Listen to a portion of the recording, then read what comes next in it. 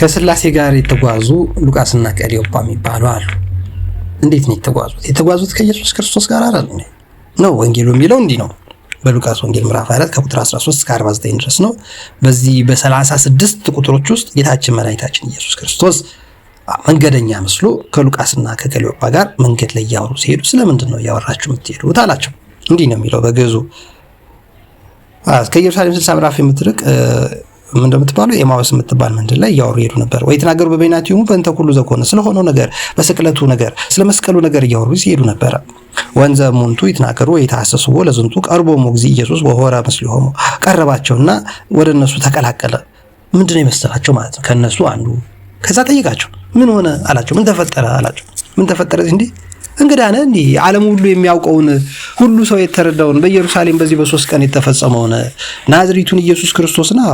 በእንተ ኢየሱስ ናዝራዊ በእለ ጻድቅ ወአቢ ወነቢይ ዘኮነ ከሐሌ፣ ጻድቅና ያው ነብይ ሆነው የትልቁ የኢየሱስ ክርስቶስ በቃሉም በተግባሩም ንጹህ የሆነው ከመፈወስ ከመማር ይቅርታ ከማድረግ ሰው ከመርዳት በቀረ ምንም ያልበደለው በቅድመ እግዚአብሔር ወበቅድመ ኩሉ በሰውም በእግዚአብሔር ፊት ያልበደለው ወዘከመ አግብእዎ ሊቃነ ካህናት መኳንንት እንደሰቀሉት መከራ እንደተቀበለ እንደሞተ አሁን ዛሬ 3ኛ ቀን እንደሆነው አታውቅም ወይ አንተ እንዴት እንግዳ ሆንክ አሉት። ከዛ ሁሉንም ጠየቃቸው። ከዛ ያን ጊዜ ምን አለ? ወአሐዘ ይፈክር ሎሙ እምዘ ሙሴ ወዘነቢያት፣ ሙሴና ነቢያት ወም ኩሉ መጽሐፍት ዘበንቲያው፣ የሚያውቋቸው መጽሐፍትም የማያውቋቸው ሁሉ ከሙሴ ጀምሮ ያሉትም ሌሎቹም ነቢያት የተናገሩትን ይተረጉምላቸው ጀመረ። ያኔ ቤታቸው ደጃፋቸው ላይ ቀረቡ። ጌታ ሆይ የምትሄደው ሩቅ ነው፣ የምትናገረን ጣዕም አለው፣ ስለዚህ እባክህ ቤታችን ግባ አሉት። ህብስት ማቀረቡለት። ወእምዝ ይረፍቅ ምስሊሆሙ ነሳ ህብስተ ወባረከ ወፈተተ ወወሃቦ፣ ህብስቱን አነሳ፣ ባረከ፣ ሰጣቸው። ያኔስ ወተከስታ አዕይንቲሆሙ፣ አይናቸው ተገለጠች። ወንድም እህቶች አይናቸው ውር ነበር እንዴ እስካሁን ድረስ? አላየህም ወይ? በኢየሩሳሌም የተፈጸመውን አታውቅም? አልሰማህም ወይ? ይህ ሁሉ ነገር ሲሆን አንተ የት ነበርክ እያሉ ሲወቅሱት የነበር አይናቸው ተገለጠ ይላል። ምን ማለት ነው? ሰው ብቻ እንዳልሆነ ቃል ስጋ ሆኖ በመካከላቸው እንደሆነ ያ የሚነጋገሩለት ስለ መስቀሉ የሚያወሩለት ክርስቶስ እርሱ እንደሆነ በመካከላቸው ተገኝቶ ንግግራቸውን ያጣፈጠላቸው የነቢያትን ትንቢት የሐዋርያትን ስብከት ምን መሆን እንዳለበት ለዛውን ቀምሮ የፍጥረታትን ነገር ዓለማትን የፈጠረው ጌታ እርሱ እንደሆነ ሰውን የሚያዳነው እሱ እንደሆነ መከራ የተቀበለው እሱ እንደሆነ ዛሬ ከሞት እንደተነሳ እየነገራቸው አይደለም። ከዚያስ ምን ሆኑ? ወይ ቤሉ በበይናቲሁ አኮን ይነደደን ልባችን ይቃጠልብን ነበርኮ ሲናገረን። ከነቢያትም ይለያል ከመላእክትም አይደለም፣ ግን ሰው ነው በመካከላችን ተገኝቷል። እንደኔና እንዳንተ መንገድ ላይ ያገዘን እያወራን ነበር ስንሄድ የነበረው እና ባርኮ የሰጠን በእውነት ብለው ወዲያው ወተንስኡ ይላል ተነሱ።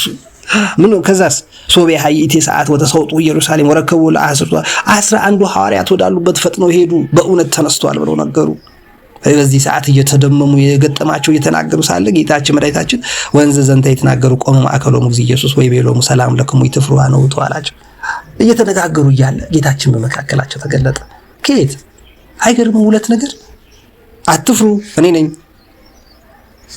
ከስጋ የተዋሃድኩት ቃል ምባል ቅድመ ዓለም ከአባቴ ከአብ የተወለድኩ ዓለም ሳይፈጠር ከአብ ጋር በኩያ የምኖር አንድም ሶስትም ሆነን ተሰልሰን ተከብረን የኖር እኔ ነኝ አላቸው። ወንድም እህቶች አስተውላችኋል? የሚናገረው ማን ነው? ኢየሱስ ክርስቶስ። ለስላሴ 3 አካላት አላቸው ስንል 3 አምላክ የምናመልክ አይደለም። ብዙ ሙስሊሞችና የተለያየ እምነት ድርጅቶች ውስጥ ያሉ ግራ ተጋብተዋል። መጽሐፍ ቅዱስን መንፈሳዊ ነገርን ለመረዳት ተቸግራቸዋል። ያን መንፈሳዊ ነገር መጽሐፍ ቅዱስን ለመረዳት እና ሉቃስና ቀሌዮጳ ከስላሴ ጋር አብረው መሆናቸውንም ለማወቅ እንዲረዳን እኔ አንድ ምሳሌ እርሶም አንተም አንቺም እኔም ከማውቀው ልነሳ። አሁን መቼም እኔም ስጋ አለኝ ነፍስ አለኝ፣ እርሶም አሉት ነፍስ አሉት አይደል? ነፍስ ባይኖሩት መቼም አይተውኝም። እኔም አልናገርም። ምክንያቱም ነፍስ የሌለው ምንድነው የሚባለው? አስከሬን ነው የሚባለው። አስከሬን ደግሞ አፈር ነውና ወደ አፈር ነው የሚቀበረው። ነፍስ ወዴት ነው የምትሄደው? አስከሬን ሲወጣ ሲቀበር ወደ ፈጠራት ወደ አባቷ ወደ ሰማይ ነው የምትሄደው፣ ወደ እግዚአብሔር ነው የምትሄደው። መጽሐፍ እንደሚል ነፍስ ወደ ፈጠራት ወደ ሰማይ ወደ እግዚአብሔር ትመለሳለች፣ ስጋ ወደ አፈር ይገባል እንደሚል እኛ ሁላችን ቀብር ላይ የምንቀብረው ማንን ነው ማለት ነው? ስጋን ነው። ስለዚህ ስጋና ነፍስ ከተወለዱ ጊዜ ጀምሮ ከተጸነሱ ጊዜ ጀምሮ እስከሚሞቱ ድረስ በአንድነት በህብረት ነው የሚኖሩት። ግን ማንም ነፍሱን እስከዛሬ ድረስ ያየ የለም ከቅዱሳን በስተቀር ማለት ነው። ብቃት ላይ ካሉ ከ10 ማዕረጋት ከደረሱ ንጹሃን ጻድቃን ሰማዕታት በስተቀር ነፍስ ይህን ታክላለች እንዲህ ትመስላለች የሚል ሰው ማንም የለም። እዛ ላይ የደረሱ አባቶች እንዳሉ ቤተክርስቲያን ትናገራለች፣ ታስተምራለች። ለማንኛውም እኔ እርሶ አንቺን የመሳሰለ ከምድር ላይ በብዙ ግርግር ውስጥ ካለ ነው መካከል ነፍሳችን እቺ ነች የምንል ብዙዎቻችን አይደለም። በጾም በጸሎት የተወሰኑ በመንፈሳዊ ነገር የተጉ በጎ ነገር በማድረግ ሰውነታቸውን ያስገዙ በኑሯቸው ሁሉ በእግዚአብሔር በሰው ፊት ቅዱሳን የሆኑ ነፍስን ያውቃሉ። ብዙዎቻችን ግን አናውቅም። ባናውቅም ግን እንችም ስጋ ብቻ ነው ያለን የምንል ከሆነ ውርደቱ የኛ ነው። ምክንያቱም ስጋ ከሆነ ያለን ከኛ የተሻለ በስጋ ፈርጠምጥም ያለ ጡንቻም ነርቭም ሰውነትም ያላቸው እንስሳት አሉ። የቱም እንስሳት አይናገርም፣ አያስብም፣ አይጽፍም፣ ቪዲዮ አይቀርጽም፣ መልእክት አያስተላልፍም፣ ቁም ነገር አይሰራም። የትኛውም እንስሳ ዓለም ከተፈጠረ እስከ ዛሬ ብቻ ሳይሆን እስከ መጨረሻውም ድረስ በእግዚአብሔር አርአያና ምሳሌ ከተፈጠረው ከሰው በስተቀር ቢናገር የለም። ለዛ ነው ኢትዮጵያውያን ሰውን ሰብ ይሉታል። በትግረኛ አሐዱ ከልቱ ሰለስቱ አርባዕቱ አምስቱ ስድስቱ ሰባት እንደምንለው ሰባት ባህሪ ያለው ፍጡር ነው ሰው። 4 ባህሪያተ ስጋ አሉት፣ 3 ባህሪያተ ነፍስ አሉት። ምንድነው ባህሪያተ ነፍስ ስንል? ያስባል፣ ይናገራል፣ ሕያውም ሆኖ ለዘላለም ይኖራል። ለዛ ነው አፈር ይበሰብሳል፣ ይሸታል ሲቀበር። ነፍስ ግን ወደ ፈጠራት ወደ እግዚአብሔር ወደ ሕያው እግዚአብሔር ነው የምትሄደውና ሕያው እግዚአብሔር ከሱ ጋር ተማስላ መንፈሳዊ ዓለም ውስጥ ትቀላቀላለች ማለት ነው። እንዴት እንደምትሆን አናውቅም። ከጻድቃን ከቅዱሳን እስከዛሬ ድረስ ካልሞቱት ኤልያስ፣ ሄኖክ፣ ዕዝራ፣ ሱቱኤል እስከዛሬ ድረስ ያው ስጋቸውም ሳይበሰብሳል፣ ሌሎችም በአዲስ ኪዳን ብዙዎቹ ያረጉ እንደምንሉት ማለት ነው። ስለዚህ ነፍስ አትሞትም፣ ሕያዋይት ነች። አፈር፣ ውሃ፣ እሳት፣ ነፋስነት የተቀላቀለባት ባህሪያተ ስጋ 4 ያላት ስጋ ግን ትበሰብሳለች፣ ትሸታለች ከሞተች በኋላ። ነፍስ ከተለያት በኋላ ስጋ ሞት ነው። ስጋ ሞት ነው። ሶፍትዌር የተነሳ ሃርድዌር ማለት ነው፣ ቀፎ ማለት ነው። ለዛ ነው አስከሬኑን እንቅበረው ነው። መዓዛ የምትባል ልጅ አሁን ብትሞት መዓዛ እኮ መጣች፣ እያወራች ነው፣ እየተናገረች ነው፣ እያሰበች ነው አይባልም። የመዓዛ አስከሬን መጣ ነው የምንለው። የመዓዛ ነፍስ ወጥቷላ። ሰሎሞን ቢመጣ የሰሎሞን አስከሬን መጣ።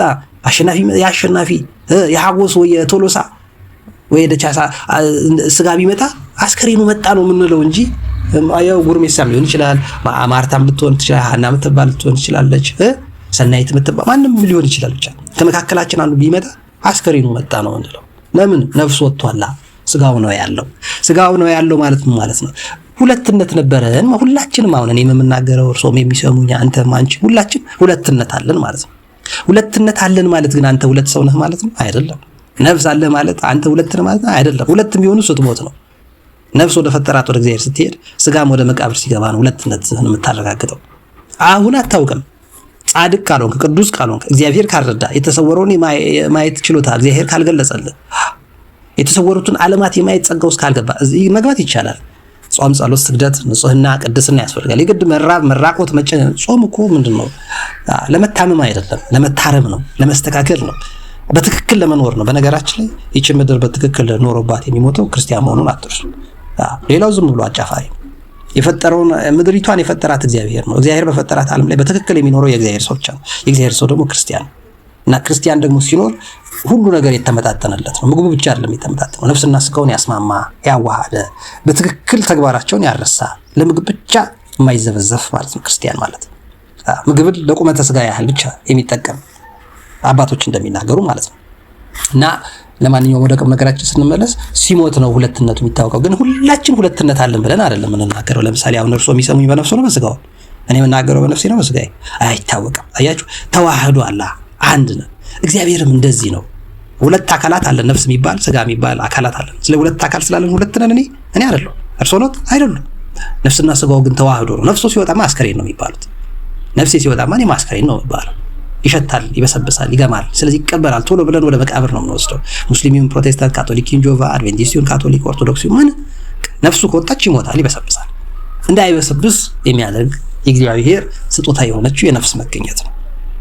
ስለዚህ ነፍስ ነች የምታስብ፣ የምትናገር፣ ህያዊት የሆነች ይህች ነች ስጋን የምታንቀሳቀስ። የስጋ ሶፍትዌሩ የስጋ ህይወቱ ነፍሳችን ነች። እንዲሁ በስላሴ ዘንድ ሶስትነት አለ ማለት ሶስት ናቸው ማለት አይደለም። አንድም ሰው ልዩ ሶስት ቅድስት ስላሴ ነው ማለት ልዩ ሶስትነት ነው። አንድም ሶስትነትም ነው ያላቸው። በአብ ልብነት ያስባሉ፣ በወልድ ቃልነት ይናገራሉ፣ በመንፈስ ቅዱስ ያውነት እስትንፋስ ለዘላለም ህያዋን ሆነው ይኖራሉ። ይሄ ልዩ ነው። እንደኛ በሞት የሚነጣጥላቸው ሞት የሚባል በላያቸው ላይ የሚሰለጥን ኃይል የለም። ሁሉን ይገዛሉ፣ ሁሉን ይወስናሉ፣ ሁሉን ይገድባሉ እንጂ እነሱ አይገደቡም። አብ ወልድ መንፈስ ቅዱስ አይገደቡም። ሶስት አካላት አላቸውና ሶስት ናቸው ማለት አይደለም። ሶስት አምላክ ናቸው ማለት አይደለም። አንድ አምላክ ናቸው። ሶስት ልዩ ማንነት ግን አላቸው። ሶስት ልዩ ባህሪ አላቸው። ይሄ ነፍስና ስጋ አለኝ እንደምትለው ማለት ነው። ይሄ አምላክ ቃል ስጋ የሆነው ጌታ እኔና አብ አንድ ነው ያለው መንፈሱን ሊሰጣቸው እንዲህ ነው እኮ የሚለው ደግሞ ቁጥር 49 ላይ ምን ይላል? አንትሙሰ ንበሩ አገረ ኢየሩሳሌም ለምን እስከ ትለብሱ ኃይል ማርያም እናንተ የአባቴን ጸጋ መንፈስ ቅዱስን እስካለብሳችሁ ድረስ በኢየሩሳሌም ጸንታችሁ በጾም በጸሎት ጸንታችሁ የጸኔ ጾም እንደምንለው ማለት ነው። የሐዋርያት አገልግሎታቸው ከመጀመራቸው በፊት ጾም ጸሎት አደረጉ። በዛ ጸንታችሁ ኑሩ አለ። መንፈሴ የአባቴን መንፈስ እስክልክላችሁ ድረስ አለ። ሕይወቴን እስክልክላችሁ እስካካፍላችሁ አለ። ወንድም እህቶች አብ ከወልድ ለቅጽበት ወልድ ከመንፈስ ቅዱስ ለቅጽበት ተለያይተው አያውቁም። የተሰቀለልን ክርስቶስ በልዩ አካሉ በቃልነቱ እሱ ነው ብንልም ግን አብ እንዲሰቀል ለገዛ ልጁ ያልራራለት እንዲል ቅዱስ ጳውሎስ ልጁ እንዲሰቀል የወደደ በመንፈስ ቅዱስ ልዩ ልዩ ተአምራት ሲደረጉልን ያየን አብ ወልድ መንፈስ ቅዱስ ዮሐንስ ሲያጠምቅ ብዙ ቦታ ልዩ ሶስትነቱን ለማየት ይችላል። እና ይሄ አምላክ ነው ከሉቃስና ከቀሊዮጳ ጋር አንድም ሶስትም የሆነው እግዚአብሔር አብሯቸው የሄደው ቤታቸው የገባው አይናቸውን የገለጠው ታሪክ ሆነ። ይሄ ተጻፈልን ለዛ ነው በሉቃስ ወንጌል ላይ። ከዛ አትፍሩ ብሎ ድጋሚ እነሱ ባሉበት ለ11 ሐዋርያት ከነገሩ በኋላ አብሮ ተገኘ ማለት ነው። ተነስቷል በእውነት እያሉ ሲናገሩና ወንድም እህቶች ሥላሴ ዝም ብሎ አይገለጥም። ለጥጋበኞቹ ሙስሊሞች እፎይን የላከ አምላክ ዛሬም ብዙ ጥጋበኞች በየቦታው አለን። ሰውን የምናስጨንቅ ኑሮ የምናስወድድ በጣም ብዙ ሰዎች ተስፋ እንዲቆርጡ የምናደርግ መቼም ለጥጋበኞች ጥጋበኛ ይልክብናል። ጥጋበኛ ያዝብናል። የሚቀስፈውን ይቀስፋል፣ የሚያስወግደውን ያስወግዳል፣ የሚጠርገውን ይጠርጋል። እግዚአብሔር እሱ በሰራት ዓለም ላይ ማንንም እያስጨነቀ አይኖርም። ክርስቲያን ግን ክርስቲያን ሆኖ ነው መኖር የሚጠበቅበት። ከሥላሴ ጋር ተጓዝን ማለት ነው።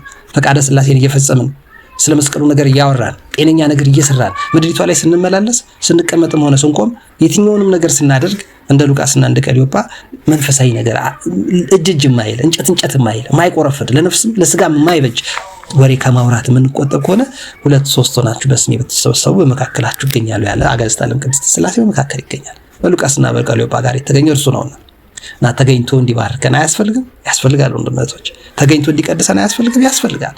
ይህን የሚያደርግ እርሱ ብቻውን የሆነ ለዘላለም የሚኖር አብ ወልድ መንፈስ ቅዱስ ተብሎ ለዘላለም ከብሮ የሚኖረው እግዚአብሔር ነውና ከሥላሴ ጋር መጓዝ ማለት ይህን ጤነኛ ነገር እየሰሩ መኖር ነው። መኪና ውስጥ፣ አውሮፕላን ላይ፣ በመርከብ ላይ፣ ሀገር ውስጥ ከሀገር ውጭ ከተማ ላይ ገጠር ፎቅ ልቱን ጎዳና ተዳዳሪ ብትሆን እግዚአብሔር በፈጠራት ዓለም ላይ እንደ አብርሃም እንግዳ ነኝ ብለህ ኑር ተባለ እንጂ ተቆርፍደ ጭብጥ ብለህ ደቀ ተኮራምተ ኑር አልተባለ።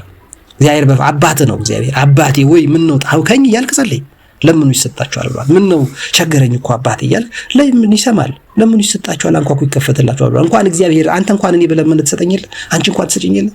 እኔ እንኳን ጨካኝ አይደለሁም፣ ይሄን ያህል ክፋትም ቢኖረኝ ነውርም ስድነት ልቅነት ቢኖረኝ እኔ እንኳን ያን ያለ ሰው ማራራ አውሬ አይደለሁም። ከአውሬ የሚሻል የተወሰነ ነገር ያለኝ ይመስለኛልና ወንድም እህቶች እግዚአብሔር አምላክ እንዲገለጽልን እንዲረዳን የሥላሴን ሚስጥር ለመረዳት እንድንችል የምናወራቸው ወሬዎች የምንነጋገራቸው ንግግሮች ከምናውቀው ውጪ እንደ ሙስሊሙ ጥጋበኛ ኡስታዞች እፎይን እንደለቀቀባቸው ማለት ነው። እንደ ፕሮቴስታንቶች አንዳንድ ኦርቶዶክሳውያን በጣም ጥሩ አድርገው እየተናገሩ ያሉ አሉ። ያልጸኑት እዛና እዚህ የሚረግጡ የሚወላውሉም ወንድም እህቶች አሉ። ግን ደግሞ ጸንተው የሃይማኖት ሚስጥር ገብቷቸው ነፍስ ከስጋ ተስማምቶላቸው መንፈስ እግዚአብሔር ሳይርቃቸው ከልባቸው አረፋ ደፍቀው እንደሚሉት የኔታ እሸቱ የሰከኑ ወንድም እህቶችም አሉ። ስለዚህ እንደነዚህ ስንሆን መጽሐፍ ቅዱስ ብቻ አይደለም ይገለጥልን፣ የነፍስ ረቂቅነቷ ይገለጽልናል። መላእክትን ማየት እንችላለን። አይተውታላ ብዙዎች። ኤልሳቤጥና ዘካርያስ አላዩትም? ጠንቋዩ በላም ረጋሚው በላም እንኳን አላዩም? የበላም አህያ እንኳን አይታቸዋለች ቅዱሳን መላእክት።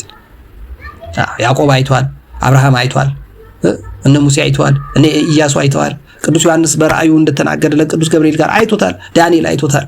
እና ወንድሞች እና አናንያ አዛርያ ሚሳኤልን ረድተዋል፣ አግዘዋል። እነ ዮናስ አይቶታል። ስለዚህ ቅዱሳን መላእክት ረቂቃኑን ለማየት የምንችለው መጀመሪያ ግዙፉ ሲገባን ነው። ግዙፉ እንዲገባን ደግሞ እዛና እዚህ ከመርገጥ ርቀን ኑሮ ተወደደ እንጂ እንደዚህ ሆነ ምናምን ከሚል የማማረር ህይወት ወጥተን ክርስትና ማማረር፣ ማጉረምረም፣ መበሳጨት፣ መከፋት አይደለም። በተሰጠህ አመስግነህ በጎደለህ ለምነህ በልክና በስርዓት መኖር ነው። ያኔ አጋዕዝተ ዓለም ቅድስት ሥላሴ ተገልጸው ያረጋጉልሃል፣ ያስተካክሉልሃል ለማለት ነው። በሰማነው ቃል አምላካችን እግዚአብሔር ይባርከን፣ የሁላችንን መጨረሻ ያሳምርልን።